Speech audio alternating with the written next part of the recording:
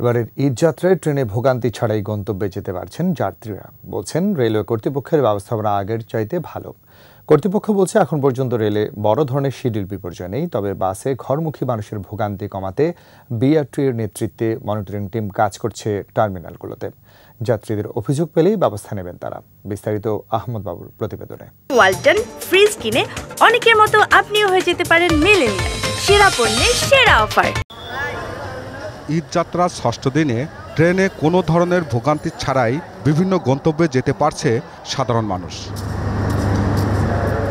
নেই কোনো ধরনের শিডিউল বিপর্যয়। সারাদিনে 59টি ট্রেন ছেড়ে যাবে দেশের বিভিন্ন গন্তব্যে।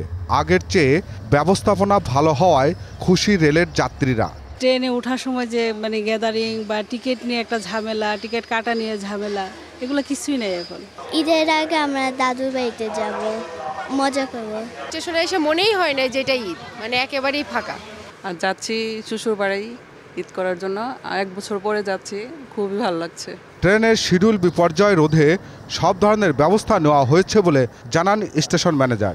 এখনো পর্যন্ত যে সকল আমাদের যাত্রীদের নিরাপদে এবং নির্বিঘ্নে তাদের গন্তব্যস্থলে পৌঁছেছেন।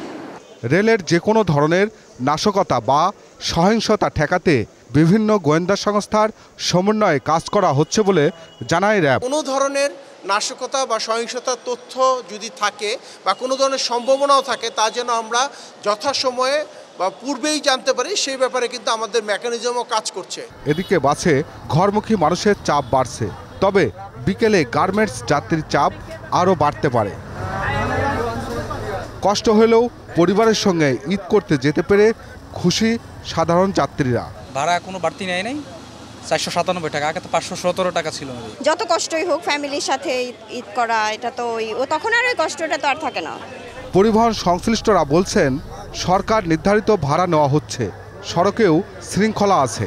সড়কে আমাদের আসার পথে এখন কোনো যানজট নাই, তবে এখন আশা করা যায় যে কি হবে, আজকে অফিস বিকালে করে চলে যাবে, এই ধরনের বিকালে চাপ হওয়ার সম্ভাবনা। অতিরিক্ত ভাড়া বা যে কোনো অনিয়ম প্রতিরোধে রাজধানীর বাস টার্মিনালগুলোতে মনিটরিং টিম কাজ করছে। কেউ যদি আমাদের তাৎক্ষণিকভাবে কেউ অভিযোগ করে, তাহলে আমাদের বিআরটির ভ্রাম্যমাণ মোবাইল কোড আছে, সেটা এখানে অভিযোগ করলে আমরা তাৎক্ষণিক ব্যবস্থা গ্রহণ করতেছি। ঈদ যাত্রায় বাসে কোনো ধরনের হয়রানি হলে 30 দিনের মধ্যে জানানোর অনুরোধ করেছে ভোক্তা সংরক্ষণ অধিদপ্তর। যদি বিআরটিএ কর্তৃক নির্ধারিত ভাড়ার চেয়ে বেশি ভাড়া নেওয়া হয়, তাহলে জাতীয় ভোক্তা অধিকার সংরক্ষণ অধিদপ্তরে 30 দিনের মধ্যে লিখিত অভিযোগ দিলে প্রমাণক সহ প্রতিকার দেওয়া সম্ভব হবে। যাত্রীদের ভোগান্তি কমাতে সরকারের বিভিন্ন সংস্থা মাঠে কাজ করছে। আহমদ বাবু, 21 টেলিভিশন, ঢাকা।